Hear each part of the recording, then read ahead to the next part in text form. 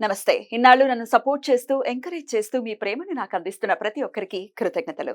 అలాగే ఈ వీడియో కూడా ఖచ్చితంగా మీకు ఉపయోగపడుతుంది. లైక్, షేర్ అండ్ సబ్స్క్రైబ్ చేసి మీ సపోర్ట్‌ని నాకు అందించండి. అలాగే ఈ వీడియో పట్ల మీకున్న అభిప్రాయాన్ని కామెంట్ సెక్షన్‌లో కామెంట్ చేసి తెలియజేయండి. ఇప్పుడు వీడియోని చూద్దాం. నమస్కారం. రేపటి విశిష్టతని ఒకసారి చూద్దాం. రేపు 14వ తారీఖు మే నెల 2024వ సంవత్సరం మంగళవారం. శ్రీ క్రోధినామ సంవత్సరం ఉత్తరాయణం వసంత ఋతువు. రేపు వైశాఖ మాస శుక్లపక్ష సప్తమి తిథి రాత్రి 4:19 వరకు, తదుపరి అష్టమి తిథి. పుష్యమి నక్షత్రం మధ్యాహ్నం 1:05 వరకు, తదుపరి ఆశ్లేష నక్షత్రం. గండ యోగం ఉదయం 7:26 వరకు, తదుపరి వృద్ధి యోగం. గరచి కరణం మధ్యాహ్నం 3:29 వరకు, వణిజ కరణం రాత్రి 4:19 వరకు, తదుపరి భద్ర అంటే విష్టికరణం ఉంటాయి. నక్షత్ర వర్జం రాత్రి 3:08 నుండి 4:53 వరకు. అమృతకాలం ఉదయం 6:14 నుండి 7:57 వరకు. హైదరాబాద్ ప్రాంతం వారికి రేపు సూర్యోదయం ఉదయం 5:44, సూర్యాస్తమయం సాయంత్రం 6:41. చంద్రోదయం ఉదయం 11:12, చంద్రాస్తమయం రాత్రి 12:33. అభిజిత్ ముహూర్తం పగలు 11:47 నుండి మధ్యాహ్నం 12:39 వరకు. దుర్ముహూర్తం ఉదయం 8:20 నుండి 9:11 వరకు.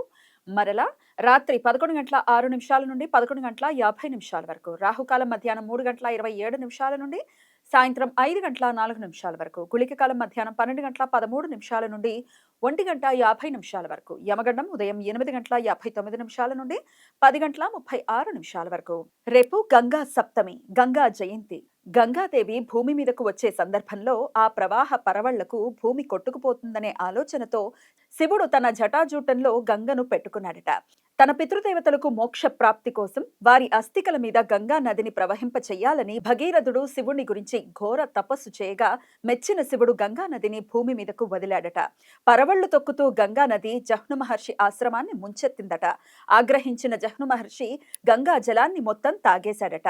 భగీరథుడు ప్రార్థన మేరకు శాంతించిన జహ్ను మహర్షి తన చెవి నుండి గంగా నదిని వైశాఖ శుక్లపక్ష సప్తమి తిథి రోజు వదిలిపెట్టాడట.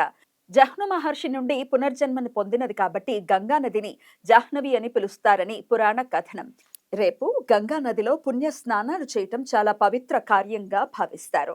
దగ్గరలోని నదులలో లేదా సరస్సుల్లో భక్తులు పుణ్య స్నానాలు చేస్తారు.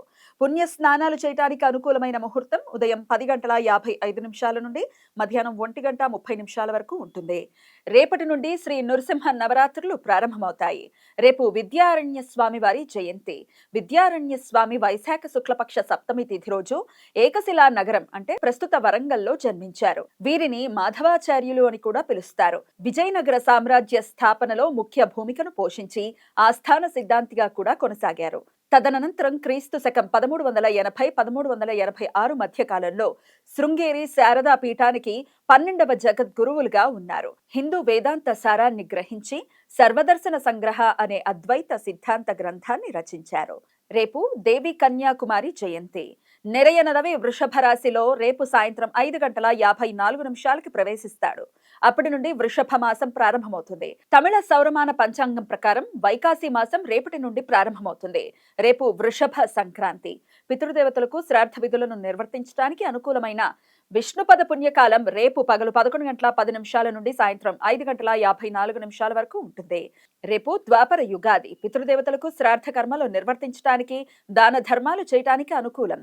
వ్యతిపాత పర్వకాలం, వ్యతిపాత మహాపాతకాలం రేపు రాత్రి 4:37 నుండి ఎల్లుండి ఉదయం 9:02 వరకు ఉంటుంది. రవిచంద్ర గ్రహాల మధ్య పారలల్ ఆస్పెక్ట్. రవిచంద్ర గ్రహ క్రాంతులు ఉత్తరం వైపు ఒకే 18:57 చేరుకోవడంతో ఎల్లుండి ఉదయం 6:28 ఇది ఏర్పడుతుంది. మహాపాత కాలాల్లో ఉపాసనా మంత్రాలు జపించడానికి, అనుష్ఠానాలు చేయటానికి, ధ్యానం చేయటానికి, నూతన మంత్రోపదేశం తీసుకోవటానికి అత్యంత అనుకూలం. ఈ సమయంలో చేసే అనుష్ఠానాలు, ఉపాసనా మంత్ర జపాలు లక్షల సూర్యగ్రహణాల సమయంలో ఆచరించినంత ఫలితాన్ని ఇస్తాయి. ఈ సమయం శుభకార్యాలకు అనుకూలం కాదు.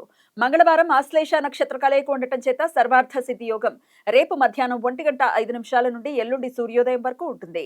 ఈ సమయంలో ముఖ్య పనులు ప్రారంభించడానికి అనుకూలం. ఈ సమాచారాన్ని మనకు అందించిన వారు మేడికొండూరు విశ్వనాథ్ ప్రసాద్ గారు.